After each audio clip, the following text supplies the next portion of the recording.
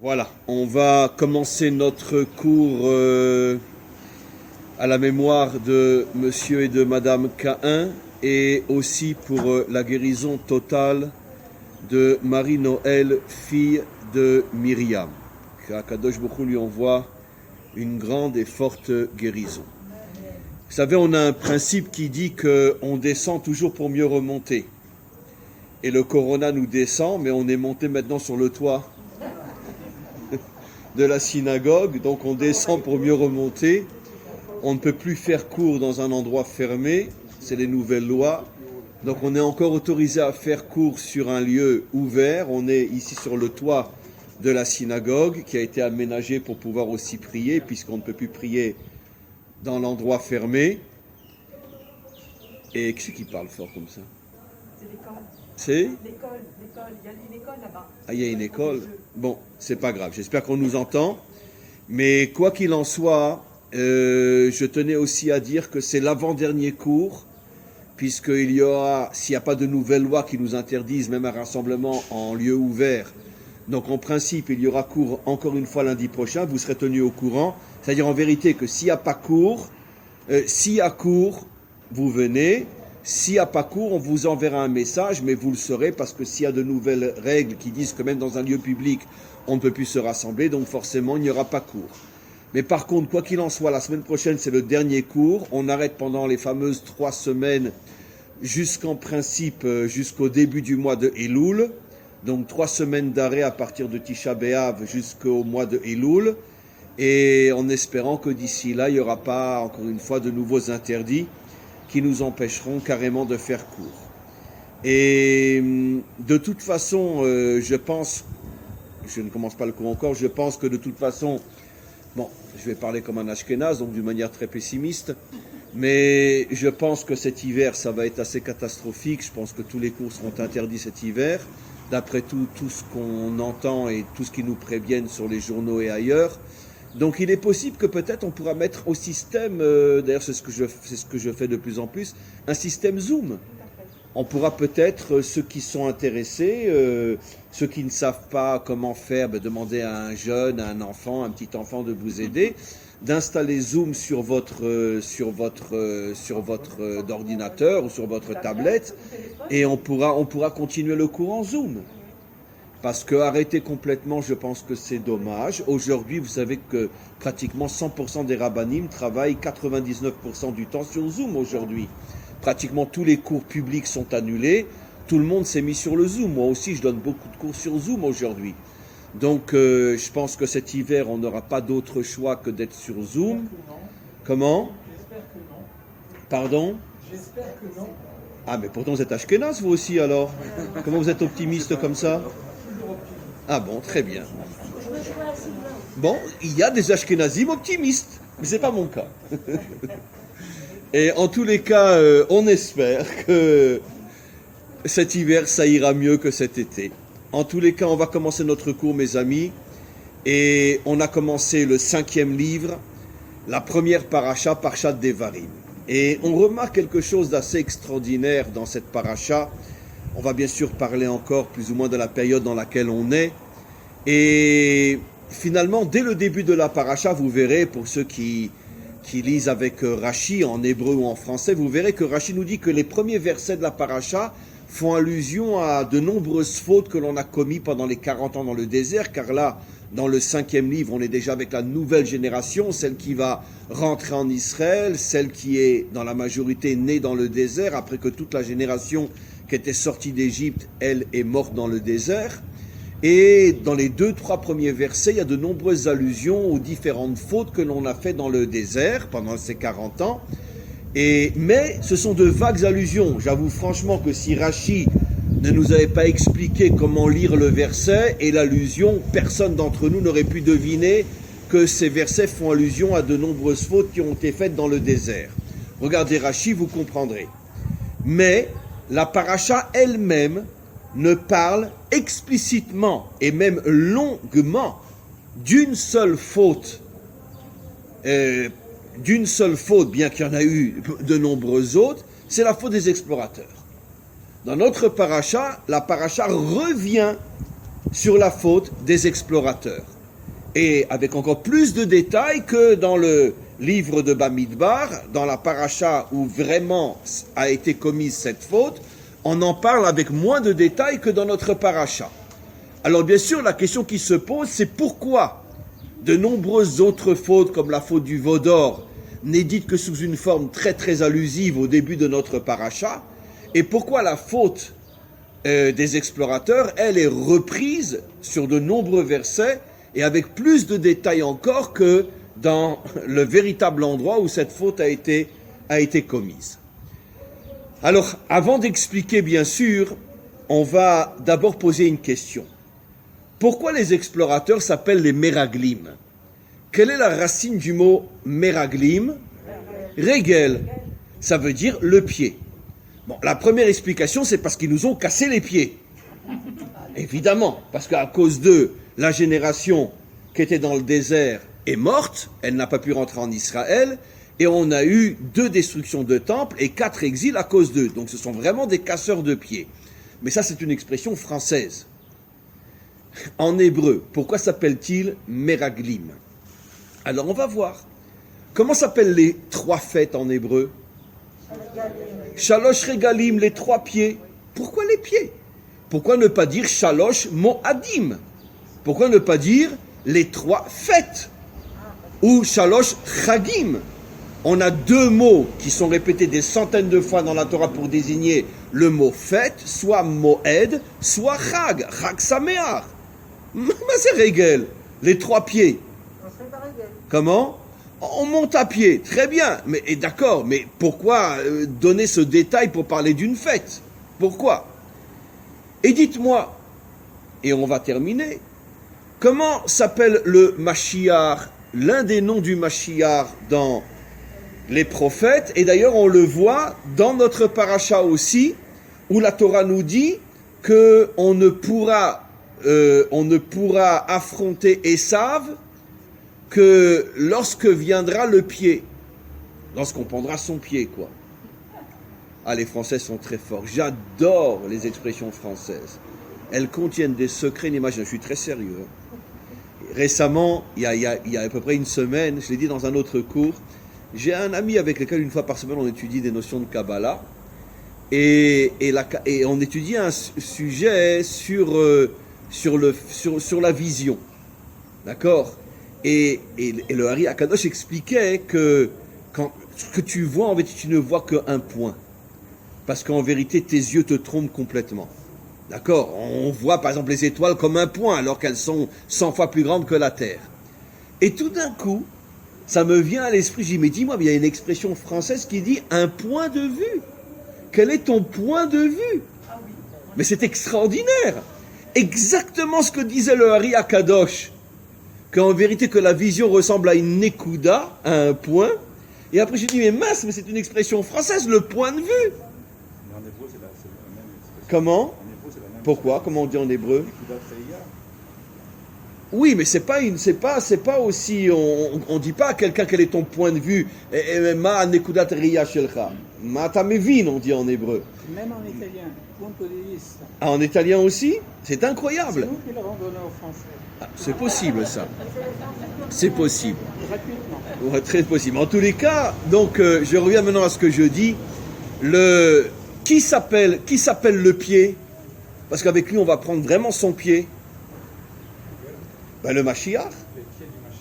Et comme il est dit, en ce jour, il posera ses pieds sur le mont des Oliviers. Il posera ses pieds, et de là, nos maîtres nous disent, de là, tu vois que l'un des noms du Mashiach, c'est le pied. C'est-à-dire qu'il posera ses pieds sur le mont des Oliviers. Pourquoi on l'appelle pied? D'accord? Alors maintenant, la réponse à toutes ces questions.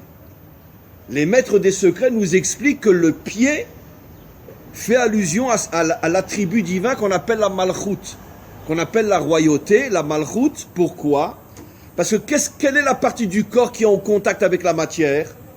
Le pied. Et qu'est-ce que c'est la malchoute? La malchoute, c'est toute la anaga, toute la direction dans ce monde matériel. Les lois de la nature, ainsi que ceux qui dirigent les pays, ceux qui dirigent les peuples. Malchut, bon, malheureusement, on traduit par royauté. J'ai déjà expliqué des milliers de fois que c'est la pire de toutes les traductions. En vérité, quelle est la racine du mot Malchut? Meler. Et quelle est la racine du mot Meler? La lechet, avancer.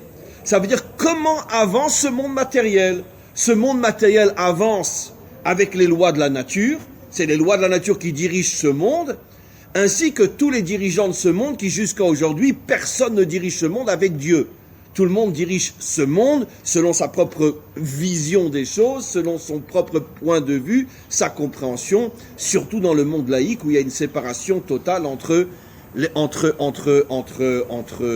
Dieu et la direction des hommes. Donc, Malchut fait allusion à toute la direction de ce monde en bas, dans le monde matériel. C'est la raison pour laquelle on appelle la Malchut Regel, parce que le Regel, c'est la partie qui est en contact avec le monde matériel. Maintenant, pourquoi on appelle les trois fêtes Shalosh Regalim? Parce que le but des fêtes, c'est d'élever le monde matériel et de le reconnecter à Hachem. De prendre le pied, de prendre son pied. C'est extraordinaire. L'expression prendre son pied en français est une expression biblique. Puisqu'on prend nos pieds, c'est-à-dire on prend notre matérialité et on l'élève jusque dans le Beth Amikdash, puisque les trois fêtes sont justement les trois moments où il est obligatoire d'aller au temple. À Rosh Hashanah, c'est pas une obligation. À Kippour, c'est pas une obligation. À plus forte raison, Purim et Hanouka. Les seules trois fêtes où il y a une obligation d'arriver au temple, tout Israël doit arriver au temple, ce qui posait d'ailleurs des problèmes terribles, comment loger tout le monde à Jérusalem. C'est pour ça que déjà dès l'époque du roi David, il avait laissé des endroits vides où il était absolument interdit de construire à côté de Jérusalem pour que quand tout le monde venait pendant les fêtes, chacun mettait sa tente, etc. C'était des millions de personnes. C'était pas évident. Et pendant les trois fêtes, si quelqu'un avait un appartement qu'il voulait donner à une personne, il n'avait pas le droit de demander de l'argent. Il devait le louer gratuitement. C'est marqué dans le Talmud. Donc pour favoriser et faciliter la venue de tout Israël.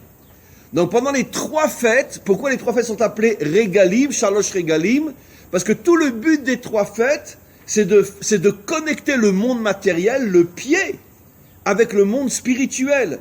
De recréer le contact entre le monde d'en haut et le monde d'en bas, en allant au temple. Et dites-moi, et les trois fêtes correspondent à quels trois personnages très célèbres? Pourquoi trois fêtes? Pessar, Shavuot et Sukkot. Avraham, Yitzhak et Yaakov, comme disent nos maîtres. Pessar est sous le signe d'Avraham.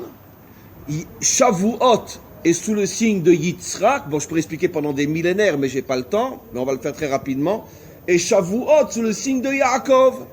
Et pourquoi? Ça veut dire que quand on connecte en vérité le monde d'en bas au monde d'en haut pendant les trois fêtes, ça veut dire qu'en vérité on doit connecter le monde d'en bas aux trois qualités qui sont le chesed, la bonté, qui sont, mettez-vous plus vers là-bas, merci, qui sont la gvura, la rigueur de Yitzhak, et Tiferet, le juste équilibre entre les contraires, l'amida de Yaakov. Ça veut dire quoi? Ça veut dire que concrètement, parce que c'est facile de dire, bon, je connecte le monde matériel à Dieu, mais ça veut dire quoi concrètement? Ça veut dire que les trois qualités qu'on doit faire rentrer dans ce monde matériel sont la bonté, la générosité, la rigueur et l'équilibre. Ça veut dire quoi concrètement?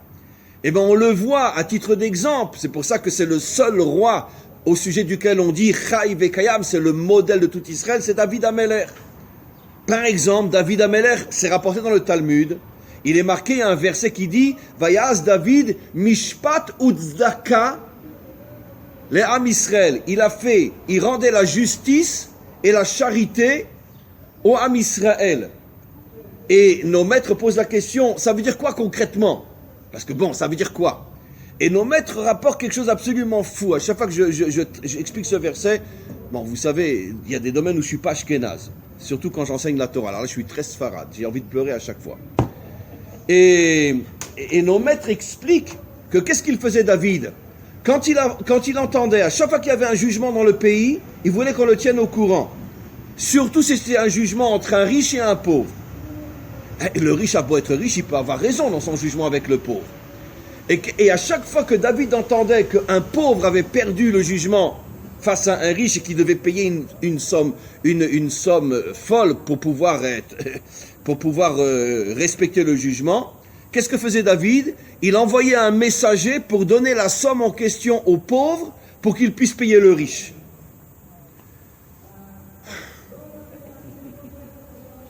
Il était une fois de vrais dirigeants. Il était une fois. Aïe, aïe, aïe, David, il faut que tu reviennes, David, parce que ça va vraiment mal. Comment? Vous vous rendez compte, un truc pareil? David avait une caisse spéciale que quand un pauvre perdait un jugement légal, juste, il lui donnait l'argent pour payer le riche. C'est ça, il faisait mishpat, il y avait un jugement, mais il y avait aussi la charité. Maintenant, les maîtres posent une question incroyable. Mais puisque David de toute façon aidait les pauvres, alors pourquoi en arriver au jugement? David aurait dû envoyer directement l'argent aux pauvres dès qu'il entend qu'un pauvre est en conflit avec un riche. Non, parce que David était un homme droit, un homme juste. Il voulait que le pauvre sache qu'il a tort, parce qu'il n'y a pas de raison que le pauvre pense que sous prétexte que l'autre est riche, il a forcément tort. Non, tu dois être jugé, tu dois savoir que tu as tort, mais non, pour t'en sortir, moi je t'aide. C'est ça la troisième mida. Donc, mishpat, le jugement, c'est le côté yitzhak, la rigueur. La charité, c'est le côté Abraham. Mais le juste milieu, je veux et le jugement et la charité, ça c'est Yaakov, l'union entre les contraires. Et ça c'est le roi David. Maintenant, qu'est-ce qu'il incarne, le roi David? Il incarne le pied, il incarne la royauté, il incarne la hanaga dans ce monde matériel. Et qu'est-ce qu'il a fait, le roi David, avant d'accepter la royauté à Jérusalem? Il est parti pendant combien de temps à Hebron pour se connecter aux trois pères? 7 ans. Qu'est-ce qu'il a fait, David? Il a préparé les 3 fêtes au temple. Moi qui représente le pied, parce que moi je suis dans ce monde matériel, puisque je suis un dirigeant. Je m'occupe de politique, d'économie, de société, d'armée, etc. Moi, je m'occupe de ce monde matériel. Je me connecte aux 3 pères pour être un dirigeant qui est capable de faire la véritable charité à tous ceux qui sont dans le besoin. Il était une fois. Mais en même temps, je ne renonce pas à la rigueur. Chacun doit savoir quand il a tort, qu'il a tort. Mais en même temps, j'unis la rigueur et la charité. C'est Yaakov. Et c'est ça les 3 pieds, les 3 fêtes. Ça veut dire que dans ce monde, un vrai dirigeant, et chacun d'entre nous, on doit être capable d'unir ces 3 qualités. Par exemple, on a un conflit avec quelqu'un, et on est sûr qu'on a raison, et on est sûr qu'il a tort. Alors est-ce que j'ai le droit, comme ça arrive souvent, de dire bon, laisse tomber, allez, on va pas faire d'histoire, laisse tomber, laisse-le penser que c'est toi qui as tort, laisse tomber. Non, tu dois le prendre à part et lui expliquer qu'il y a un problème. Jusqu'à ce que tu arrives, si vraiment tu es sûr que tu as raison, avec politesse, avec respect, avec amour. Mais tu dois lui faire comprendre qu'il a tort. Et après, tu as le droit de lui dire, mais tu sais, tu as tort, mais c'est pas grave. Je t'aime comme moi-même, et même que tu me dois de l'argent parce que tu m'as causé un tort, laisse tomber. Mais je voulais que tu saches que tu as tort. Ça, c'est l'attitude d'un homme authentique. On ne cède pas sur ses droits, mais tu n'es pas obligé à l'autre de lui demander de te rembourser. Un conflit d'affaires, un conflit, etc. Bon, si toi tu aimes, tu vas t'écrouler, c'est vrai que tu lui demandes qu'il te rembourse, si tu arrives à prouver qu'il a tort. Mais si c'est pas à ce point nécessaire, alors je dis, bon, qu'est-ce que j'ai besoin de ces 1000 euros, je peux vivre sans. Non! Tu dois lui dire qu'il te doit 1000 euros, et après tu lui dis, mais j'en veux pas. C'est ça, ce que faisait David, Mishpat ou Tzedaka. Et c'est ça ce qu'on doit faire descendre dans ce monde. Dans ce monde matériel, on doit avoir la charité, on doit avoir la justice, et on doit avoir le juste milieu, savoir quand et comment agir avec justice, et quand et comment agir avec charité. Un autre exemple, après on avance parce que le cours n'est même pas encore commencé. Dans un couple, on le sait très bien. Allez, je veux pas d'histoire, je me tais. Très bien. Non, absolument pas. Bon, sauf si c'est une bagatelle, évidemment, ça c'est, je dis rien, d'accord. Mais si c'est un problème important, non, on s'assoit, on parle, je ne suis pas d'accord. Jusqu'à ce qu'on arrive à éclaircir le problème entre nous. Et après, on continue. On s'aime encore plus qu'avant. Mais il y a un problème, tu en parles. Parce que ne pas mettre en évidence la justice est un défaut. C'est pour ça qu'on a 3 pères. Celui qui incarne la charité, celui qui incarne la justice et celui qui incarne l'union des deux. Et on n'a pas le droit de se taire quand on est sûr qu'on est la victime de quelque chose qui n'est pas honnête. On a le devoir de parler. Après, encore une fois, tu te fais rembourser, pas rembourser, tu demandes des excuses, pas des excuses, ça c'est un autre problème. Ça, tu peux déjà mettre en évidence la charité. Mais tu dois mettre les choses au clair. Et malheureusement, dans notre monde, on sait que dans chacune de ces qualités, on n'est vraiment pas à la hauteur. Puisque bon, la charité, personne n'en fait, ou pratiquement pas. La justice, alors là, c'est encore pire. Et le juste équilibre entre les deux, il était une fois. Alors maintenant, on va comprendre pourquoi les explorateurs s'appellent les pieds, Meraglim. Parce que leur devoir était de nous faire descendre dans ce monde matériel, de nous installer sur notre terre. Parce que dans le désert, on vivait où? En haut ou en bas? On vivait en haut. On devait se soucier de manger? Non. Tu ouvres la bouche, paf, tu reçois un petit gâteau dans la bouche. Très bien. Et chacun avait le droit de décider le goût qu'il voulait. D'accord? Nos amis italiens, ils disaient, moi je veux un gâteau italien. Très bien. Non? Ils n'ont pas réussi. Ah, ils n'ont pas réussi. Il n'y avait pas. Ils ne sont Très pas bien. italiens. Ah, parce qu'ils ne sont pas italiens. Mais, bon, on avait, nous les Français, on avait des petits croissants, on avait des pains au chocolat, on se régalait tous les jours. C'est pas de moi, c'est Rachi. La manne, dit Rachi, chacun avait la possibilité de lui donner le goût qu'il aimait. Donc nous, c'est sûr, c'était les croissants et les petits pains au chocolat. D'accord? Non? Vous ne connaissez pas la chanson de Tous les matins Jodassin? Le café au lait au lit, les petits pains au chocolat. Voilà. Très bien. Donc, on avait la manne. Quand on avait soif, on allait près du rocher de Myriam et l'eau sortait à flot. Quand on avait besoin de masgan, quand on avait besoin d'air conditionné, on avait les nuées qui nous protégeaient de la chaleur. 40 ans dans le Sinaï, vous imaginez? Il aurait dû y avoir des millions de morts. Non, on avait les ananimes qui nous protégeaient. Et le soir, pour se diriger, on avait la colonne de feu. Donc on était complètement pris en charge. Et qu'est-ce qu'on faisait toute la journée? Alléluia, alléluia. Très bien, c'est ce qu'on faisait. On passait notre temps à étudier, à prier et à servir Dieu. Après, comme on le voit dans cette paracha, c'est tellement beau, c'est tellement fort. Je dis, Hachem, il est vraiment fort. Quel est le verset qui est dans notre paracha? On est resté presque 1 an au pied du mont Sinaï. Et qu'est-ce qu'il nous dit Hachem? Rav lachem shevet bahar aou. J'en ai marre de vous voir coller à cette montagne. Allez, je veux vous voir entrer en Israël. Je veux que vous vous y installez sur votre terre. J'ai pas créé ce monde pour que vous soyez tout le temps en haut. Le but, pourquoi j'ai créé ce monde, c'est pour réparer le monde d'en bas, pas pour être en haut. Et il nous dit Rav lachem, ça veut dire grave lachem. J'en ai marre, arrêtez de vous coller à cette montagne. Dépêchez-vous de rentrer sur votre terre. Et juste avant de rentrer, ça ce détail, on ne l'a pas vu dans Parashat Shlach, on le voit dans notre paracha. C'est notre paracha qui nous le dit. C'est que sont venus tout Israël. Moshe leur dit, allez, n'ayez pas peur, on va y aller, on rentre, tout va bien se passer. Et tout d'un coup, c'est dans notre paracha qu'on le voit, vient une foule qui hurle devant Moshe, on refuse de rentrer si d'abord on ne va pas l'explorer pour voir. Parce qu'en vérité, ils savaient très bien que là-bas on verrait des géants, etc. Et donc ils préparaient leur refus d'y aller. Les explorateurs y vont, ils reviennent, des géants, des villes fortifiées jusqu'au ciel, on n'y arrivera pas, c'est perdu d'avance. Et la suite on la connaît. Pourquoi on les appelle les Meraglim? On les appelle les Meraglim parce que leur rôle était de faire descendre le peuple d'en haut vers le bas. Ça veut dire que bien sûr, il y a des moments où il faut être en haut, il y a des moments où il faut étudier la Torah, il y a des moments où il faut prier et accomplir les commandements divins. Mais ce ne sont que des instruments pour nous donner la force d'être dans ce monde et de le construire et de le réparer.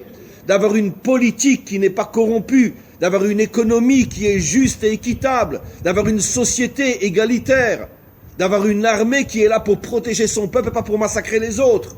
C'est pour ça qu'on est dans ce monde. Mais les explorateurs, ils ont refusé de se comporter comme les pieds.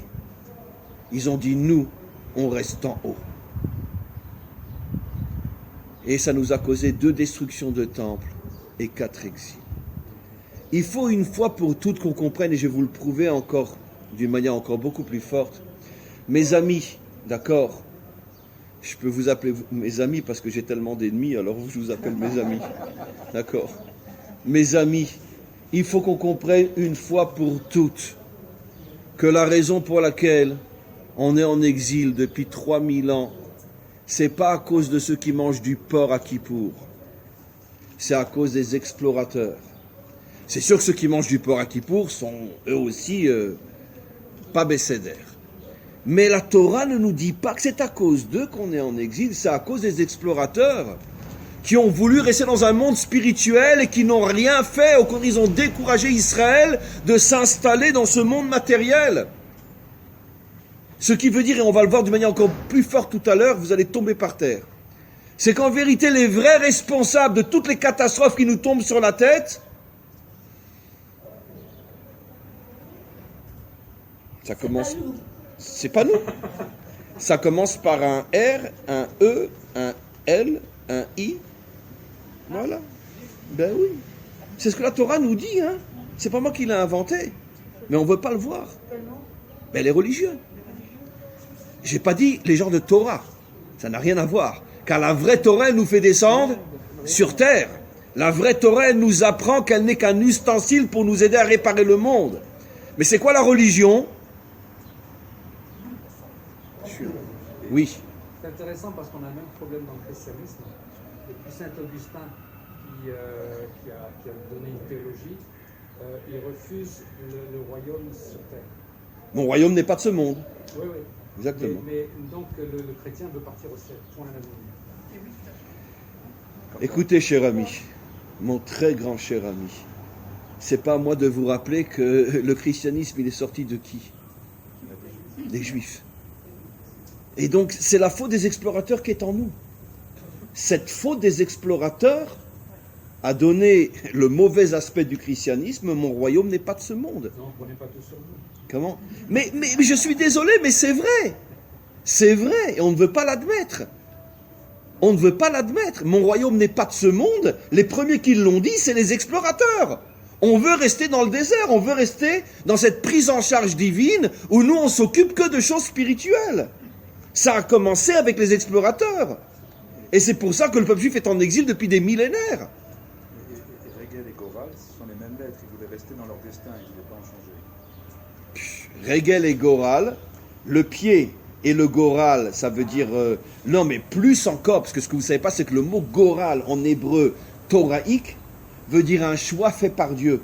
C'est pour ça qu'il est dit, au niveau du partage de la terre, que Begoral eten lachem et haaretz. Avec le Goral, je vous donnerai la terre.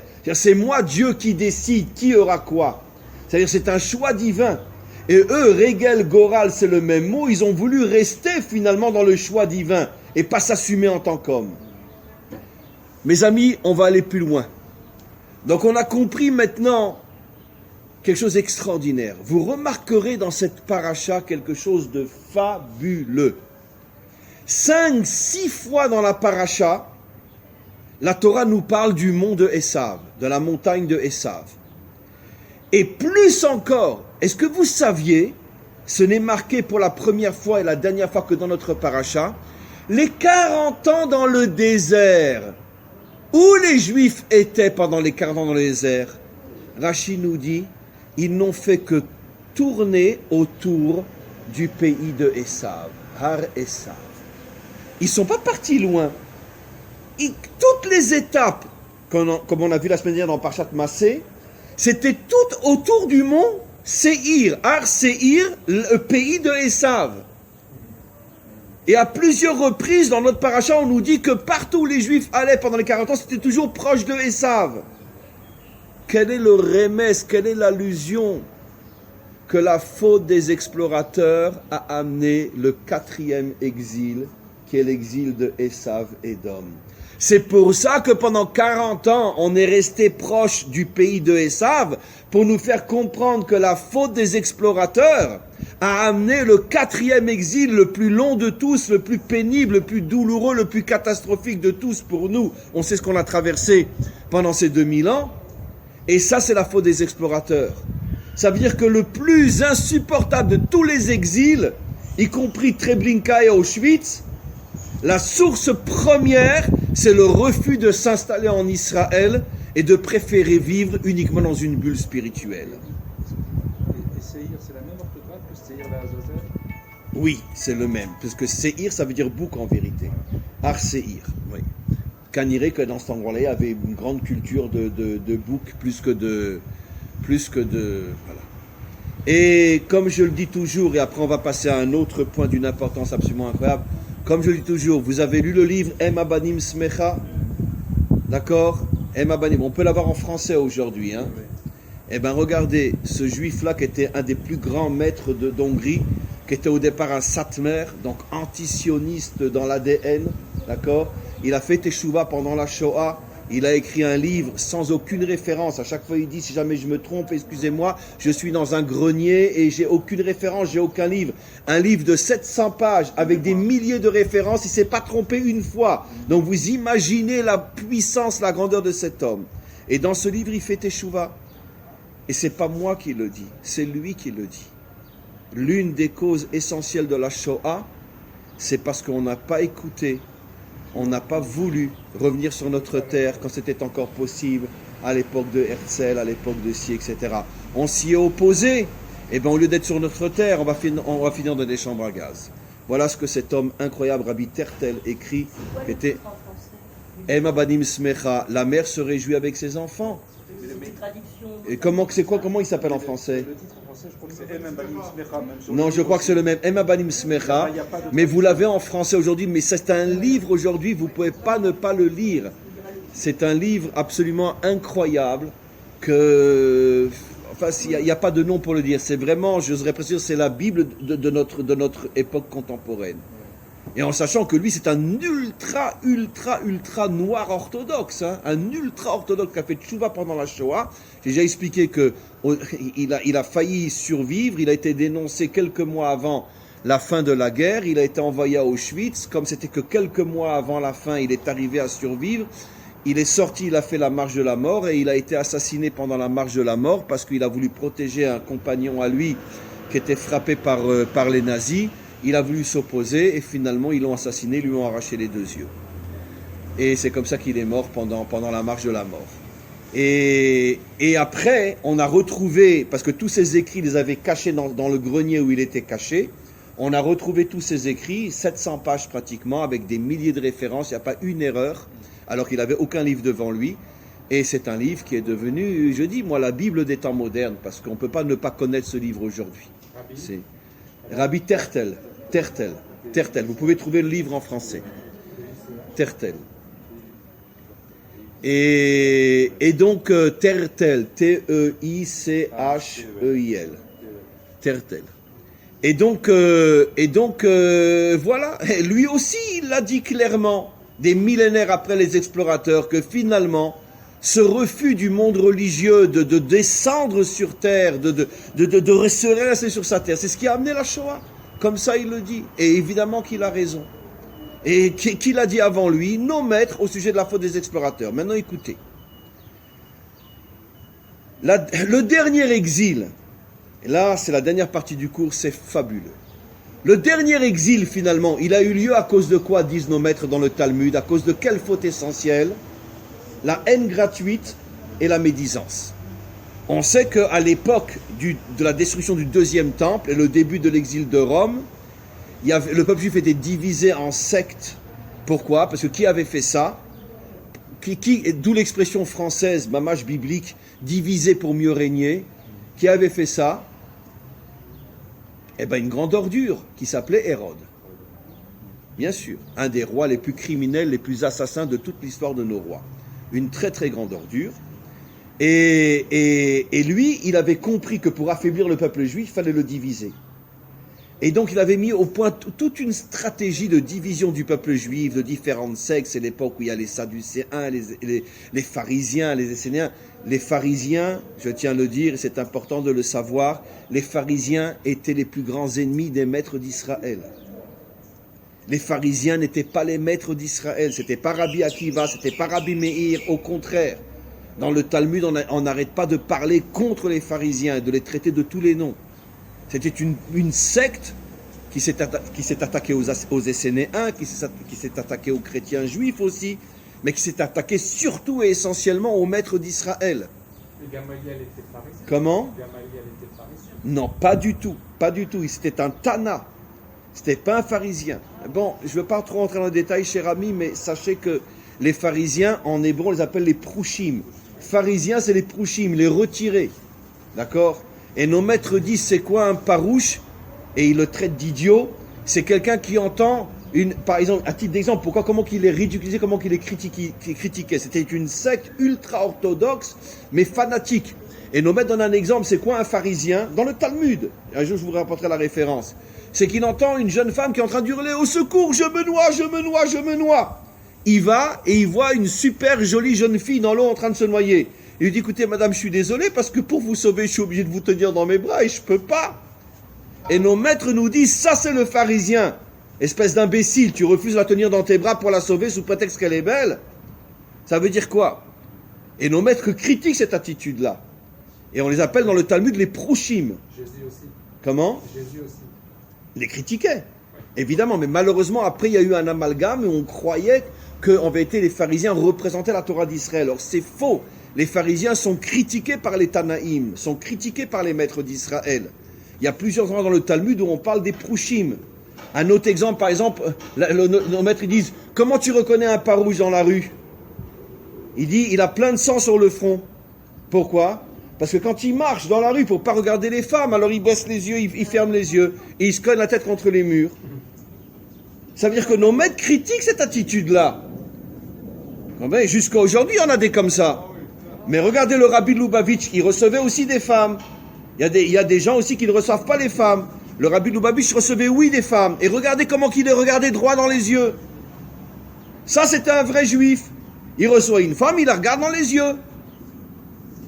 Mais ceux qui se tapent la tête contre les murs pour ne pas regarder une femme, c'est embêté parce qu'ils savent qu'ils ont tellement d'Yetzerara qu'ils ont peur de la regarder. Et ils font, mais évidemment que c'est ça. Qu'est-ce que tu crois que je vais me laisser avoir par leurs histoires? C'est parce qu'ils courent tellement après les filles qu'ils préfèrent ne pas les voir. Mais bien sûr. Mais le Rabbi Lubavitch, qui est un homme saint, dans le sens S-A-I-N, il peut regarder une femme sans avoir de mauvaises pensées. Donc il ne baisse pas les yeux. Il la regarde droit dans les yeux. Et on a des dizaines de photos ou de films comme ça. Évidemment. C'est parce que tu es toi déréglé que tu ne regardes pas. Bon, on continue. Maintenant, on va passer à la dernière partie du cours. J'ai expliqué qu'en vérité, le fondement de la destruction du deuxième temple, c'est la haine gratuite. Toutes ces sectes qu'il y avait, qui se haïssaient les unes les autres. Nos maîtres rapportent que quand les Romains ont encerclé Jérusalem, il y avait de quoi tenir pendant 30 ans. Parce que pendant des années, ils avaient fait des comment on appelle ça, des silos avec de quoi tenir tous ceux qui étaient dans Jérusalem pendant 30 ans. Et le même soir, deux sectes qui se haïssaient ont envoyé chacun un bonhomme pour brûler le silo de l'autre. Ça veut dire qu'ils ont brûlé toutes leurs réserves le même soir. Chacun pensait qu'il allait brûler les réserves de l'autre, mais ils ne savaient pas que le même soir, ils avaient envoyé eux aussi. Et donc, toute la nourriture de Jérusalem est partie. Et après, en 3 ans, Jérusalem est tombée alors qu'ils avaient de quoi te dire pendant 30 ans. Et donc, certainement s'en sortir. Bon. Donc, qui c'est qui a fait tomber Jérusalem? Les Romains? Non. Pas les Romains. Pas les Romains. Pas les Romains. Très bien. C'est qui alors? Les Juifs. Les Juifs. Mais évidemment. Mais tous les problèmes qu'on a dans notre histoire, c'est nous qui les créons. Et on le sait. On est toujours la cause de tous nos problèmes. On le sait, malheureusement. On continue. La Torah nous dit, et là elle le dit dans cette paracha, elle ne le dit pas dans Parshat Shlach, un truc fou. Vous regarderez, mais il faut vraiment le lire parce que c'est trop. Que les Juifs, pendant la faute des explorateurs, pas tous bien sûr, mais une grande partie, ont dit, c'est parce que Dieu nous haït. C'est marqué explicite, qu'il nous a fait sortir d'Égypte pour nous donner cette terre. Il nous haït. Tiens, le dernier exil à cause de la haine gratuite, et pendant la faute des explorateurs qui est liée au dernier exil, un verset explicite qui dit que les Juifs ont dit, il nous haït. Et c'est pour ça qu'il nous a fait sortir d'Égypte, pour nous donner cette terre ridicule. C'est pas la Suisse. Alors, c'est Israël. On va voir dans Rachi une explication à couper le souffle. Mais d'abord, sur ce verset qui dit, c'est parce qu'il nous haït. Rachi dit, en vérité, ça c'est la haine gratuite.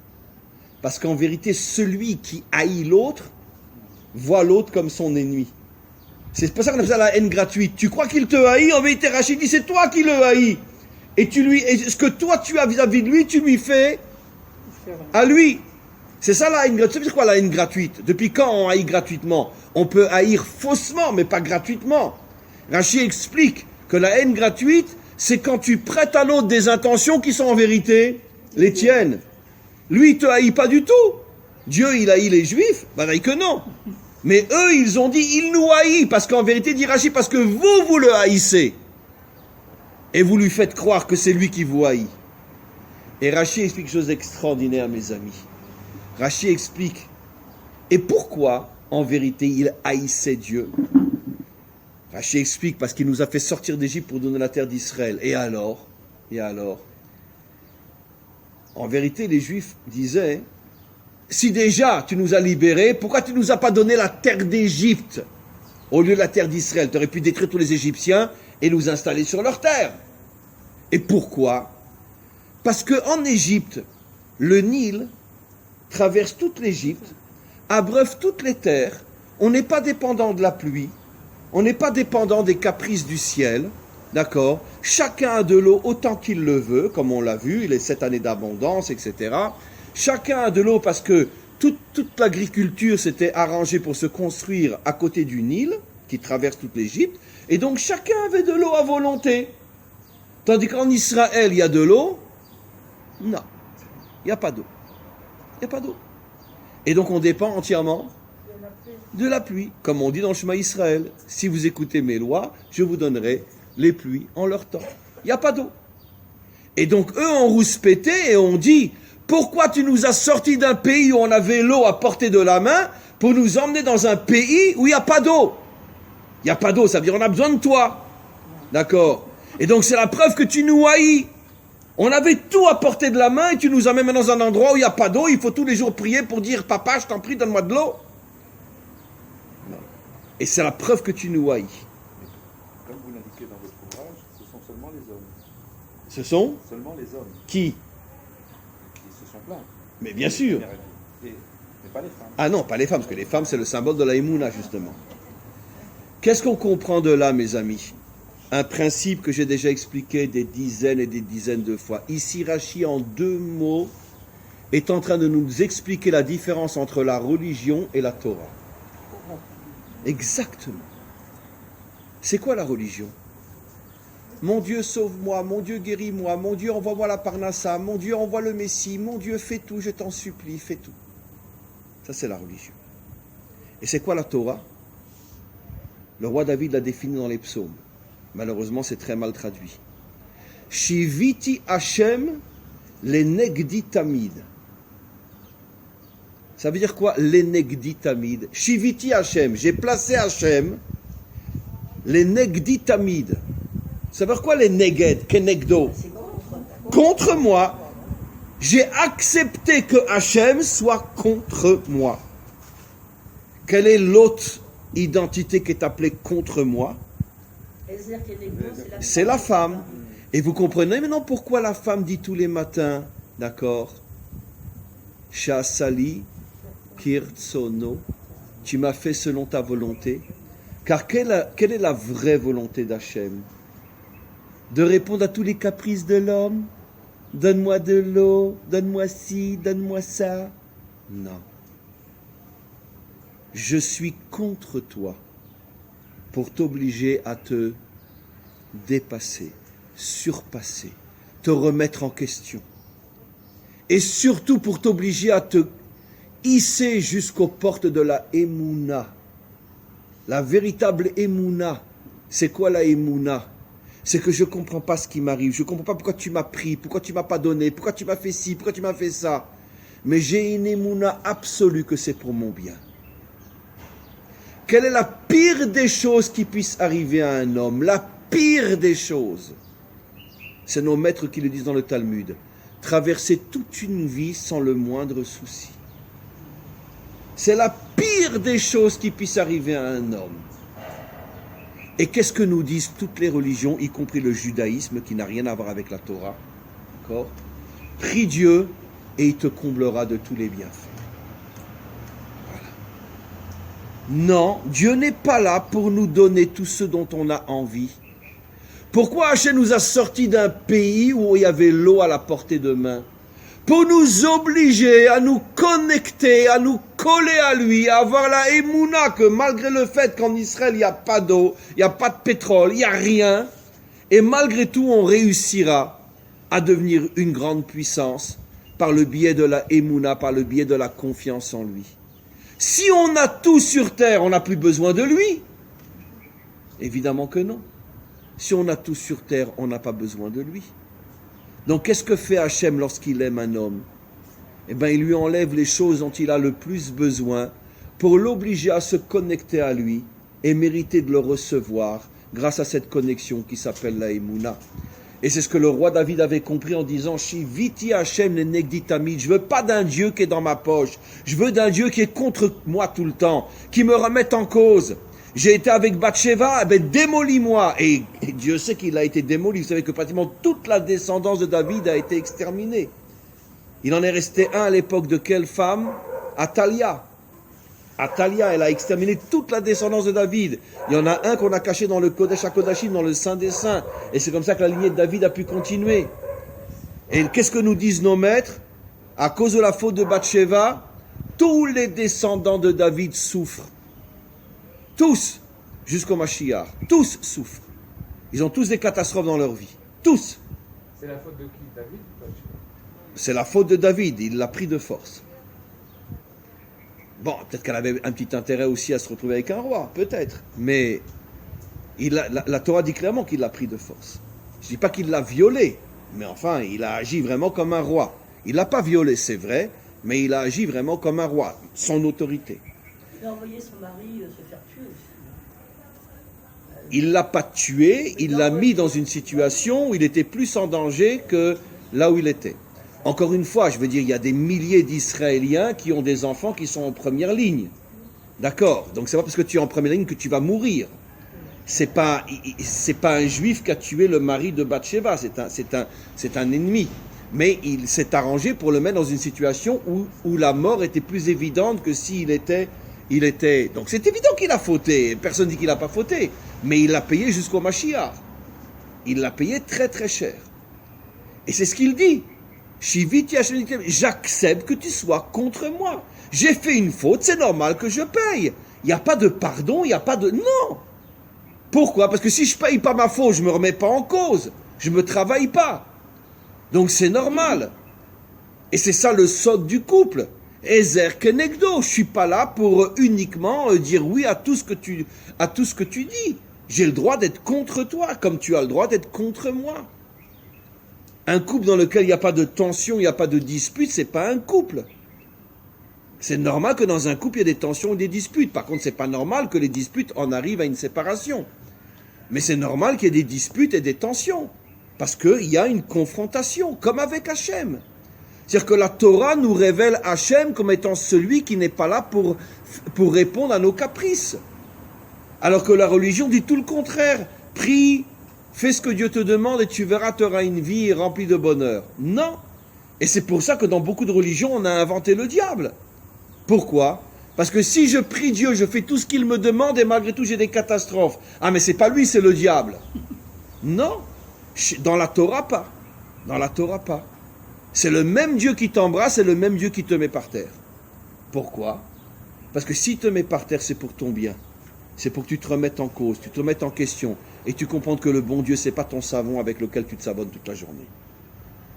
Donc, je veux juste terminer après la question. Qu'est-ce qu'on comprend de là? C'est qu'en vérité, la faute des explorateurs, qui est liée à celle du peuple et le peuple aux explorateurs, cette haine de Dieu, comment se fait-il qu'il nous sort d'Égypte pour nous amener en Israël, dans une terre où il n'y a pas d'eau? Ça veut dire que qu'est-ce que la Torah nous révèle ici? Que la vision religieuse d'Israël à ce moment-là était une vision de religion et non une vision de Torah. Dieu est là pour répondre à mes demandes. Et s'il ne répond pas, alors c'est pas un bon Dieu. D'ailleurs, l'expression frère, le bon Dieu, pourquoi l'appeler le bon Dieu? Comment qu'on peut appeler le bon Dieu après Auschwitz et Treblinka? Mince alors, il n'est pas bon du tout. Mais alors vraiment pas bon le bon Dieu. Il ne faut pas l'appeler le bon Dieu, il n'est pas bon du tout. C'est Dieu et on ne le comprend pas. Voilà. Oui, vous aviez une question? Oui, l'histoire de Ezer Kenegdo arrive à un moment, juste après que Hachem il voit que Adam, tout seul, il s'ennuie. Il y a des fruits comme ça. Mais oui, il est au Gan Eden, il est au paradis. Alors il s'endort. Il lui dit Ezer Kenegdo. Oui. Non, avant ça, il lui dit nomme les animaux. Oui. Et c'est vite fait, ça c'est un chien, ça c'est un chat, ça c'est une fourmi, et tous ces machins. Mais les animaux sont finis. Et Adam il bat et il est encore ennuyé. Alors Hachem il dit, parce qu'il ne peut pas parler avec les animaux. Tu as besoin de quelqu'un qui te remet en cause. C'est-à-dire les Hagid Machou. Alors il dit, je vais lui donner une aide, Kenegdo, Nagid, avec lequel il peut parler. C'est aussi très juste, il explique que dans le mot Kenegdo, il y a la racine le Hagid, parler. Mais moi j'ai la preuve. Oui. Et la preuve c'est que... Surtout qu'on dit que sur 10 mesures de paroles qui sont laissées dans le monde, 9 ont pris les femmes. D'accord, que Dieu les bénisse. Alors c'est vraiment du Kenegdo ça. Que Dieu les bénisse. Mais le fait est que, après qu'il lui a dit ça, alors il lui donne la femme, tout ce que vous voulez, mais il y a un fait, maintenant je me confonds, mais c'est très charnu, l'histoire. C'est-à-dire que, j'ai dit, j'ai la preuve de ça. Lo aleinu. Mais quand un bonhomme, il perd sa femme, ou la bonne femme, elle perd son Jules, comment on les appelle en hébreu? Alman. Oui. Et quelle est la racine de Alem, il ne parle plus. Aime. Il ne parle Il n'a plus. plus que personne. C'est fort ce qu'il dit. 40 ans. Quelqu'un de marié, il a Ezer Kenegdo, il est avec quelqu'un avec qui il peut parler, car dans le mot Negdo, il y a le Hagid, parler, raconter. Et un veuf s'appelle Alman, dont la racine c'est Elem, qui veut dire celui qui se tait, qui ne parle plus. C'est extraordinaire. Tu peux pas parler. Non, mais de là, c'est extraordinaire. Qu'est-ce qui se cache? C'est-à-dire qu'en vérité, que la vraie construction du couple, c'est parler. C'est la parole, le dialogue. C'est ça la vraie construction du couple, c'est parler. Le dialogue constamment. Mais c'est pour ça qu'on... Oui. Ezer Kenegdo, parce que Dieu merci pour les femmes, et elles ont toujours l'initiative, elles ont toujours quelque chose à dire sur ce que je fais, sur ce que je ne fais pas. Donc c'est comment dire, il y a un feu allumé. On va continuer. Merci beaucoup pour cette remarque extraordinaire. Le titre de mon livre qui est là, qu'est-ce qu'il dit le titre? Mais le tison de feu. Je t'ai applaudi. Mais je le sais, mais c'est parce que tu viens de dire ça, c'est le feu. Du coup, ça me fait penser à ça. Non, surtout, madame, qu'est-ce qu'elle parle Oh. Non, c'est une vraie. Un vrai Ezer Kenegdo. C'est vrai? Oh, c'est facile. Hein. Bon. Alors, on va juste terminer, mes amis. Maintenant, qu'est-ce qu'on comprend de là? On termine sur un point extraordinaire. Dans la paracha, la haine gratuite est présentée à l'égard de Dieu. Il nous haït parce qu'il ne nous donne pas ce qu'on avait envie. Très bien. Mais en vérité, nos maîtres nous disent que le deuxième temple et le dernier exil, c'est à cause de la haine entre les hommes. Et bien, qu'est-ce qu'on comprend de là? Puisque la Torah orale, la Torah écrite sont comme un homme et une femme, comme c'est marqué dans nos textes. La Torah écrite, elle est masculine, la Torah orale, elle est féminine. C'est comme un couple qui s'unit, que l'un finalement complète l'autre. Qu'est-ce qu'on comprend? La Torah écrite révèle que la haine gratuite était à l'égard de Dieu. La Torah orale nous dit que la haine gratuite était à l'égard des hommes. Qu'est-ce qu'on comprend de là? Que la source première qui amène la haine entre les hommes, c'est les fausses religions. La mauvaise relation entre l'homme et Dieu. Mais c'est facile à comprendre. Quand tu attends tout de Dieu et que tu veux être pris en charge, tu ne supporteras pas un homme qui te contredit et qui n'est pas comme toi, ou qui te blesse, ou qui te vexe. Parce que quand ta relation avec Dieu, c'est une relation de donne-moi tout, et c'est comme ça que tu comprends l'idéal de la vie, puisque tu es un croyant, et que la religion est au-dessus de tout, mais que malheureusement tu es dans une religion fausse, parce que Dieu n'est pas là pour subvenir à tes 4 besoins, il est là pour te rentrer dedans quand tu le mérites. C'est pour ça qu'il est là, kenegdo, comme dit David. Si tu ne supportes pas que Dieu te remette en cause, tu ne supporteras pas que les hommes te remettent en cause. Donc, on voit de là que la Torah écrite et la Torah orale se complètent. Les uns parlent de la haine vis-à-vis de Dieu, parce qu'il ne répond pas à mes besoins, et la Torah orale parle de la haine à l'égard de l'homme, parce que tu me déranges, tu n'es pas comme moi, et tu marches sur les pieds. Ben c'est ça, évidemment. On ne va pas haïr quelqu'un qui répond à tous nos besoins, évidemment. Forcément parce qu'il me dérange. Et bien de là, on voit quelque chose qui malheureusement est la vérité vraie. Comme je le dis toujours, au nom de quoi et au nom de qui on a tué le plus d'hommes, de femmes et d'enfants sur terre depuis le début de l'histoire? Au nom de Dieu, au nom des religions. Pourquoi? Parce qu'à partir du moment où tu as une fausse relation avec Dieu, tu auras une fausse relation avec les hommes. Et ça, c'est le courage que la Torah nous révèle, qu'en vérité ce problème il est chez nous aussi. Une mauvaise relation avec Dieu, une mauvaise relation avec les hommes. Ça a commencé avec la faute des explorateurs, ça a terminé avec la haine gratuite à l'époque du Deuxième Temple, où toutes les sectes et tout se disputaient et tout se haïssait au point de se brûler les entrepôts pendant que nos ennemis sont en train de vouloir nous massacrer. On n'a rien d'autre à faire que se brûler nos entrepôts, tellement on se haïssait. On préfère se faire du mal plutôt que se défendre et être unis contre nos ennemis.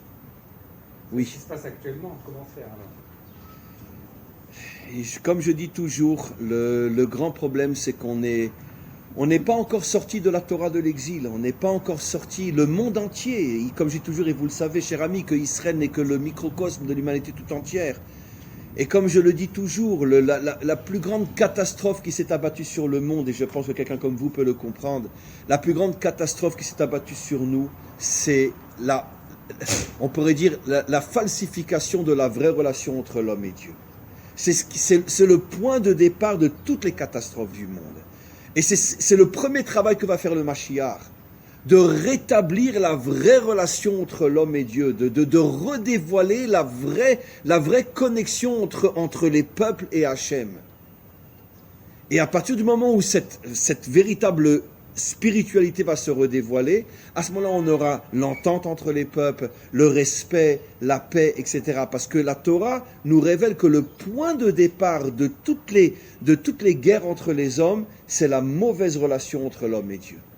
Et c'est sur ce point-là que tous les hommes de toute religion et de toute tendance confondue doivent s'unir et rechercher le vrai Dieu, comme il est dit. En ce jour, Dieu sera un pour tous les peuples, pas seulement pour Israël.